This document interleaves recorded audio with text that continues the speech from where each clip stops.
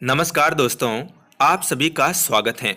आज मैं आपको सुना रहा हूँ हनुमान जी और भीम की एक प्रेरक कथा को पूरी जरूर सुने। भीम को यह अभिमान हो गया था कि संसार में मुझसे अधिक बलवान कोई और नहीं है। 100 हाथियों का बल है उसमें, उसे कोई परास्त नहीं कर सकता। और भगवान अपने सेवक में किसी भी प्रकार का अभिमान रहने नहीं देते। इसलिए श्री कृष्ण ने भीम के कल्याण के लिए एक लीला रच दी। द्रौपदी ने भीम से कहा, आप श्रेष्ठ गदाधारी हैं, बलवान हैं।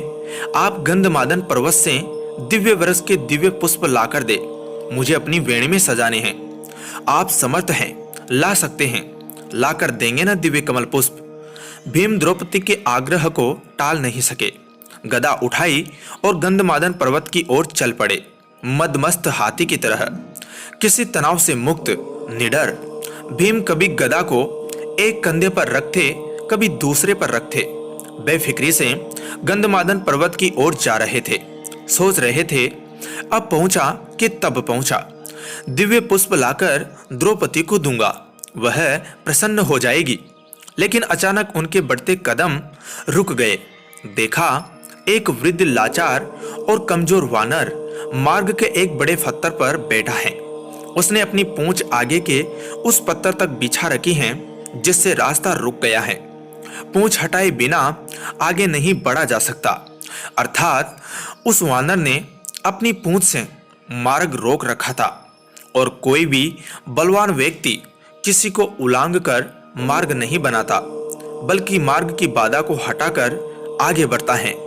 बलवान व्यक्ति बाधा सहन नहीं कर सकता, या तो वह बाधा स्वयं हटाता है या उस बाधा को ही मिटा देता है।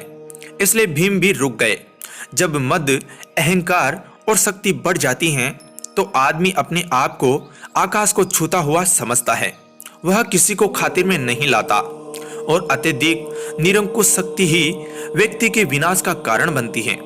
लेकिन श्री कृष्ण तो भीम का कल्याण करना चाहते थे, भीम का विनाश नहीं, सुधार चाहते थे। भीम ने कहा, ए वानर, अपनी पूंछ को हटाओ, मुझे आगे बढ़ना है। वानर ने देखा, एक बलिष्ठ व्यक्ति गदा उठाए, राजसी वस्त्र पहने, मुकुट धारण किए, बड़े रोब के साथ उसे पूंछ हटाने को कह रहा है। हैरान हुआ, पहचान भी गया, लेकिन चूंकि वह श्री कृष्ण की लीला थी इसलिए चुप हो गया। भीम के सवाल का जवाब नहीं दिया। भीम ने फिर कहा, वानर, मैंने कहा न कि पूंछ हटाओ, मुझे आगे जाना है। तुम वृद्ध हो इसलिए कुछ नहीं कह रहा। वानर गंभीर हो गया, मन ही मन हंस दिया। कहा, तुम देख रहे हो, मैं वृद्ध हूं, कमजोर हूं, उठ नहीं सकता। मुझ में इतनी ताकत नहीं कि मैं स्वयं ही अपनी पूंछ हटा लूं। तुम ही कष्ट करो, मेरी पूंछ थोड़ी इधर सरका दो और आगे निकल जाओ। भीम के तेवर कसे, गदा कंधे से हटाई, नीचे रखी। इस वानर ने मेरे बल को ललकारा है, आखिर है तो एक पूंछ ही, वह भी वृद्ध वानर की। कहा, यह मामूली सी पूंछ हटाना भी कोई मुश्किल है? यह तुमने क्या कह दिया? मैंने बहुत बलवानों को परास्त किया है, धूल चटाई है, 100 हाथियों का बल है मुझ में। इतना कहकर भीम ने अपने बाएं हाथ से पूंछ को यूं पकड़ा जैसे एक तिनके को पकड़ रहा है कि उठाया, हवा में उड़ा दिया। लेकिन भीम से वह पूंछ हिल भी नहीं सकी। हैरान हुआ, फिर उसने दाएं हाथ से पूंछ को हटाना चाहा, लेकिन दाएं हाथ से भी पूंछ तिल मात्र भी नहीं हिली। भीम ने वानर की तरफ देखा, वानर मुस्कुरा रहा था। भीम को गुस्सा आ गया। भीम ने दोनों हाथों से भरपूर जोर लगाया, एक पांव को पत्थर पर रखकर आसरा लेकर फिर जोर लगाया 2-3 बार, लेकिन हर बार भीम हताश हुआ। जिस पूंछ को भीम ने मामूली और कमजोर वानर की पूंछ समझा था, उसने उसके पसीने छुड़वा दिए थे और भीम थककर निडाल होकर एक तरफ खड़ा हो गया। सोचने लगा, यह कोई मामूली वृद्ध वानर नहीं है, यह दिव्य व्यक्ति है और इसकी असीम शक्ति का मैं सामना नहीं कर पाऊंगा।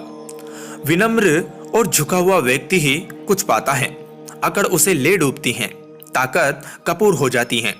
और भीम वाकई वृद्ध वानर के सामने कमजोर लगने लगा। मद और अहंकार कपूर हो गया, और जब मद और अहंकार मिटता है तभी भगवान की कृपा होती है। भीम ने कहा, मैं आपको पहचान नहीं सका, जिसकी पूंछ को मैं उठा नहीं सका वह कोई मामूली वानर नहीं हो सकता। मुझे क्षमा करे, कृपया अपना परिचय दे। वानर उठ खड़ा हुआ, आगे बढ़ा और भीम को गले लगा लिया। कहा, भीम, मैं तुम्हें पहचान गया था। तुम वायु पुत्र हो, मैं पवन पुत्र हनुमान हूँ, श्री राम का सेवक। श्री राम का सेवक होने के सिवा मेरी कोई पहचान नहीं है और उन्हीं के आदेश पर मैं इस मार्ग पर लेटा हूँ ताकि तुम्हें तुम्हारी असलियत बता दूं।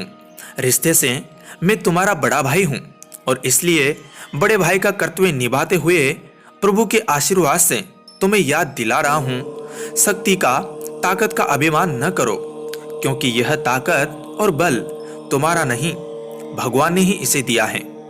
यह शरीर भी तो परमात्मा ने दिया है और जो चीज परमात्मा की है वह किसी और की कैसे हो सकती है। इसलिए जो जिसने दिया है उसके लिए उसी का धन्यवाद करना चाहिए। परमात्मा की शक्ति के अलावा किसी की क्या शक्ति हो सकती है। भीम की आंखें खुली। त्रेता युग के श्री राम और हनुमान जी की वीर गाथाएं याद आ गई।